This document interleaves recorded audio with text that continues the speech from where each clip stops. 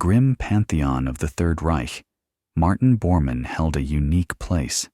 He was no general, no ideologue, no charismatic speaker. He was a shadow, Hitler's shadow, his personal secretary, his right-hand man, the gatekeeper through whom all orders, all appointments, and the flow of power and money passed. He was the power behind the throne, holding the strings of the Nazi Party, and after the death of Himmler and the flight of Hess, he became the second most powerful man in the crumbling Reich. And it was his disappearance, in the chaos of the final days of the battle for Berlin, that gave birth to one of the most enduring and intriguing conspiracy theories of the post-war era. The official story, confirmed by a West German court only in 1973, stated that Martin Bormann died on May 2, 1945, while trying to break out of the encircled city.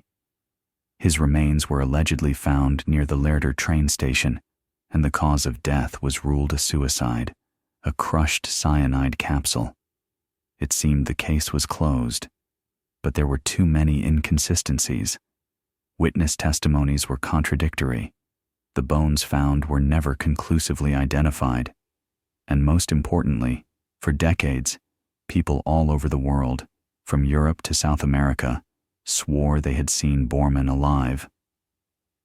The legend of Bormann's escape was fueled by very real facts.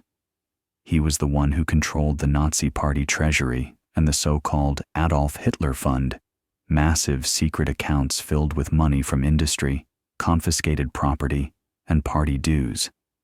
By the most conservative estimates, by 1945, these funds contained hundreds of millions of Reichsmarks, gold, and priceless art. Bormann was the man who had the access, the motive, and the means to organize his escape and a comfortable life anywhere in the world. The rumors found footing. He was allegedly spotted in a monastery in Italy, then managing a plantation in Brazil under a false name, then hiding in a community of German expatriates in Paraguay. The CIA, Mossad, and Nazi hunters like Simon Wiesenthal all hunted this ghost for decades, but the trail always went cold. Bormann became the Nazi Elvis, a myth, a symbol that evil had not been fully punished, that it was merely lying in wait, perhaps for its moment to return. Everything changed in 2021. In Buenos Aires, during the demolition of an old building that once belonged to a German bank with close Nazi ties in the 1940s, workers discovered a hidden room. Behind a false wall in the basement was an office untouched by time. Dusty furniture, a typewriter, a few folders of documents, and a massive steel safe, which hadn't been opened since the day it was installed. The discovery caused a sensation. Argentine authorities, working with German historians, brought in the best specialists to crack the safe. No one knew what to expect. Gold, secret documents, a list of escaped Nazis. When the safe door finally gave way, the contents were both disappointing and shocking. There were no gold bars, no stacks of cash. Inside lay a single leather briefcase. The briefcase held personal items, a pair of horn-rimmed glasses identical to those Bormann wore, a silver cigarette case with the initials MB, and several black and white photos of an unknown woman and two children, apparently taken in the late 1940s against a non-European landscape. But that wasn't the main discovery. At the bottom of the briefcase lay a map. It wasn't a military map. It was a detailed geological map of a small, remote area in the Argentine Andes, in the foothills of Patagonia. On it, a mountain range was circled in red pencil, marked with an X. Next to the X, a note was written in Old German ink: Estancia La Promesa, the Promise Estate, and a set of coordinates. Using modern satellite software and archival aerial photos, a team of researchers quickly identified the location. It was an isolated plateau, surrounded by impassable cliffs, with only a single road leading to it. And on that plateau, there was indeed an estate. According to the images, it was built in the late 40s, heavily used in the 50s and 60s, and then abandoned. There were no official records of its owners in Argentine land registries. It was a ghost location. An international expedition of forensic experts, archaeologists, and journalists immediately set out for the coordinates. After several days of off-road travel, they reached the plateau. They were met with a scene of desolation. A few stone buildings, an overgrown garden, a collapsed water tower. It looked like a typical ranch, one of thousands in Argentina. But something was wrong. The architecture of the main house was strange, not typical for the region. It was heavy, monumental, with elements vaguely reminiscent of the Alpine style of Hitler's beloved Berghof residence. Stepping inside, they realized this was no mere ranch. It was a fortress. The walls were a meter thick, with steel shutters on the windows that could be lowered from the inside. And beneath the house was a sprawling network of basements. In one, they found a generator room, capable of supplying the estate with autonomous power for months. In another, a warehouse of canned food and medicine, enough to survive a nuclear winter. And in the third, the most distant and protected by a steel door, they found what made them believe the legend. It was an office, and it was a perfect, detailed replica of Martin Bormann's office in the Reich Chancellery. The same massive oak furniture, the same leather armchairs, the same globe on a stand, and the same portrait of Hitler on the wall. And sitting at the desk, in the armchair, was him. Or rather, what was left of him. The perfectly preserved, mummified corpse of a man in an expensive civilian suit, preserved by the dry mountain air. In his hand, he clutched a pistol. On the desk before him lay a suicide note. A DNA analysis conducted later would leave no doubt. The remains belonged to Martin Bormann. He hadn't died in Berlin. He had successfully executed his escape plan, transferred a portion of the party's treasures to Argentina, built his sanctuary, and lived there, apparently, for several decades. But why did he kill himself? And what was this promise for which he named his estate? The answer lay in the note and in the documents found in a safe hidden behind the Führer's portrait. And this answer was more terrifying than any conspiracy theory. Bormann didn't escape just to live. He escaped to complete Hitler's final, most secret project. A project meant to guarantee the rebirth of the Reich, even if the rest of the world lay in ruins. The note on the desk before Bormann's mummy was short and chillingly mundane. The project has failed. All is lost. There is nothing left to wait for. MB 1972. The date matched the approximate time the estate was abandoned, according to satellite data. But what was this project? What promises went unfulfilled? The safe behind Hitler's portrait held the answers. Inside, instead of gold, were folders of documents stamped SS Erbhof, the SS hereditary estate. It was the documentation for the most ambitious and inhuman genetic experiment in history. The documents, written in dry, bureaucratic language, described a project codenamed Project Vril. It was launched back in 1943 under the personal supervision of Himmler and Bormann. The project's goal wasn't just to create a pure Aryan race through selective breeding, like the Lebensborn program. The goal was far more radical, to create a new man, an Übermensch, through direct genetic intervention. Scientists from the Ahnenerbe, working in secret labs, were trying to activate what they believed were dormant genes of Vril, a mythical energy that, according to occult theories, gave the ancient Atlanteans superpowers. They conducted monstrous experiments on concentration camp prisoners, injecting them with various serums, irradiating them, trying to induce targeted mutations. Most of these experiments ended in the subjects' deaths. But according to the documents, by 1944, they had achieved some success. They managed to produce several dozen children who displayed anomalous abilities, heightened intelligence, incredible physical stamina, and, most importantly, signs of telepathy and telekinesis. These children, the Vril children, became the Reich's most valuable asset. When defeat became inevitable, it was Bormann who organized their evacuation. While the world was focused on the fate of gold and art, the greatest treasure, the genetic material of the future, was secretly smuggled out of Europe. Several submarines delivered not only the children to Argentina, but also the project's lead scientists, equipment, and all documentation.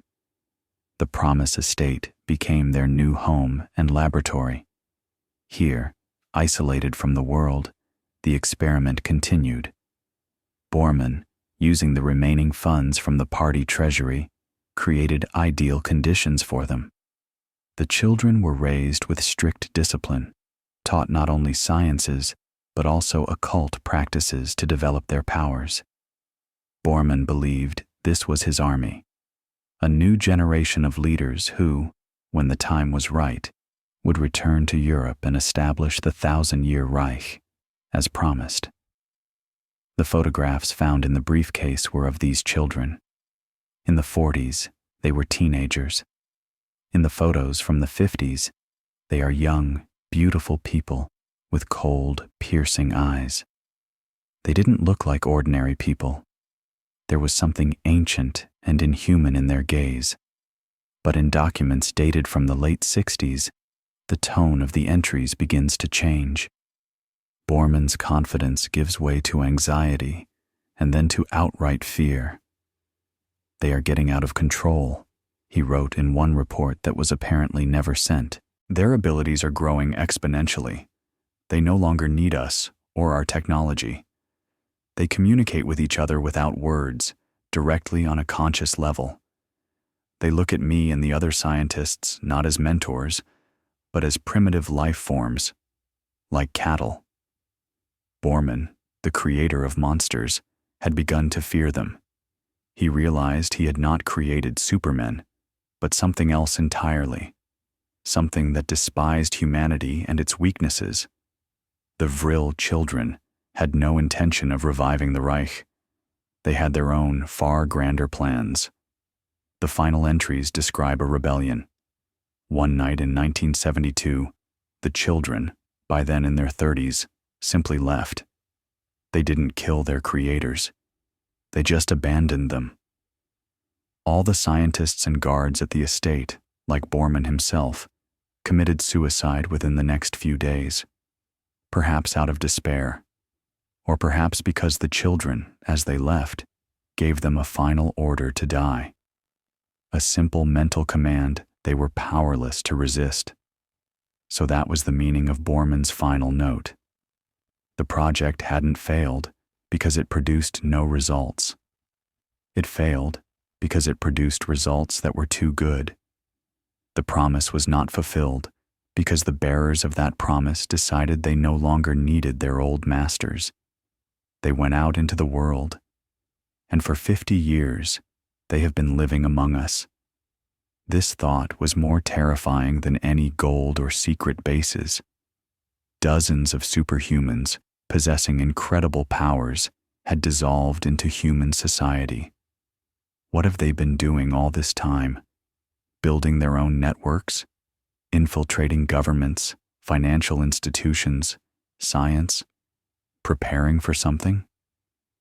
The expedition was in turmoil. They had solved one of the greatest mysteries of the 20th century, only to uncover a new, more horrifying one. The forensic experts and archaeologists meticulously searched the entire estate. They found laboratories, classrooms, and dossiers on each of the Vril children with detailed descriptions of their abilities. But of the children themselves, there was no trace. And yet, in the deepest basement, Behind another steel door, they found something that shed light on what these beings might be up to. It wasn't a laboratory. It was a meditation chamber. In the center of the floor, a complex symbol was carved, resembling intertwined galaxies. And on the walls hung maps, star charts. But they didn't mark constellations visible from Earth. They showed trajectories, routes leading from our solar system to other stars, to Aldebaran, to Sirius, to the Pleiades. And on one map, next to an image of the solar system, was a note written in the same elegant but inhuman runes as on the bell. First cradle, infested, subject to cleansing, awaiting arrival of the main fleet. The moment the translation was finished, a long, low hum echoed throughout the estate. The instruments the expedition had brought with them went haywire, showing an incredible surge of electromagnetic energy. And then, everything went dark. The radios fell silent. The satellite phones died. They were cut off from the world. Running out of the house, they saw it. High in the sky, in the clear Patagonian air, hung an object. It was not a plane or a helicopter. It was a perfect black triangle, and it was completely silent. It just hung there, watching. And then, from behind the mountains, several more appeared. They weren't aggressive. They were simply blocking the only exit from the plateau. The expedition that came to investigate a mystery of the past had stumbled into a trap set by someone from the future. The Vril children hadn't just left. They had left guards, and now they knew their sanctuary had been discovered, and they were coming back, not to hide, but to seal their secret forever. Along with those who had discovered it, the black triangles hung motionless in the sky, as if cut from the night itself. Their presence wasn't just threatening, it was absolute. The expedition members, armed only with small arms and scientific gear, realized they were in a cage. Panic would have been a natural reaction, but instead, a strange, unnatural calm settled over the air. It was the first display of the Vril children's power, mental suppression. They didn't want fear, they wanted control. Trapped in the estate, the team frantically searched for a way out. But all attempts to contact the outside world were futile. The airwaves were dead. The only things that worked were their short-range internal radios. The group's leader, a former Special Forces colonel named Michael Cortez, knew that sitting and waiting was suicide. They had to act. Their only hope lay in the documents from the safe. Among the genetic reports and occult diagrams, they found detailed blueprints of the Promise estate itself. And on one of the schematics of the lowest level, an object was marked that they hadn't noticed before. Evacuation tunnel, emergency protocol, Ragnarok. According to the diagram, the tunnel ran for several kilometers deep into the mountain, exiting in an adjacent valley. But the entrance wasn't just hidden. It was sealed from the inside and protected by a system Borman and his scientists had likely created in case their children rebelled. To open it required turning 3 keys simultaneously in 3 different parts of the basement complex. Activating protocol. Ragnarok would also trigger the estate's self-destruct system. It was a one-way ticket, a chance at escape, bought at the price of destroying all evidence. The team split into 3 groups. Their mission: reach the 3 terminals, synchronize over the radio, and activate the system at the same time. All this under the invisible but pervasive mental pressure that was growing stronger. People began to hallucinate. A journalist saw his late wife, beckoning him into a dark corridor. An archaeologist heard the voices of pharaohs whispering to him in ancient Egyptian. It was a sophisticated psychological war. The first group, fighting through collapsed laboratories, found their terminal. It was behind a wall, in a room where tissue samples of the Vril children had been stored. The vials were shattered, and on the floor were tracks, as if something had crawled away, leaving a slimy, phosphorescent trail. The second group found their console in the generator room, directly beneath a diesel engine. The third group, led by Cortez himself, searched for the final terminal in Borman's personal bomb shelter. It was there that they encountered the first physical manifestation of the threat. As they entered the shelter, the single lamp on the ceiling flickered and died. In the sudden darkness, they heard it. A quiet, wet, slapping sound. Something was moving in the corner. When Cortez switched on his powerful flashlight, the beam caught a creature. It was vaguely human, but its skin was pale and translucent, its limbs unnaturally long, and instead of a face, it had a smooth surface with 3 glowing red dots. It was one of the guards left by the children, or rather, what they had turned it into. The creature moved with inhuman speed. It didn't attack physically. It just stood and stared, and its gaze caused the soldiers' noses to bleed and an unbearable pain to explode in their heads. It was a direct mental assault. Cortez, with his iron will, managed to give the order. Fire! The automatic rifle fire tore into the creature's body, but did it no visible harm. It only retreated into the shadows for a moment.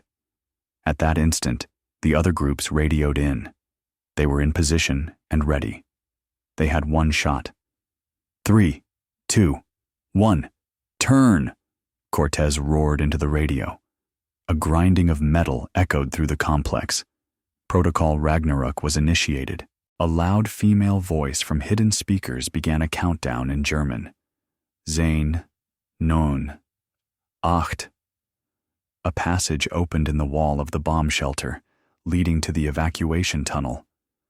Cortez's team scrambled through, firing back at the faceless creature that pursued them. They ran down the dark, narrow tunnel, hearing the thunder of the collapsing estate behind them and the blood-curdling mental shriek of the creature as it was trapped. When the countdown reached 0, there was no explosion, but a strange, implosive sound. And then, absolute silence. The Promise Estate hadn't been blown up. It had been erased, as if it had never existed. A technology based on the principles of the Bell had reduced the entire material structure of the base to nothing.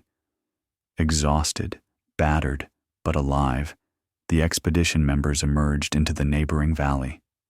The black triangles in the sky were gone. They were free.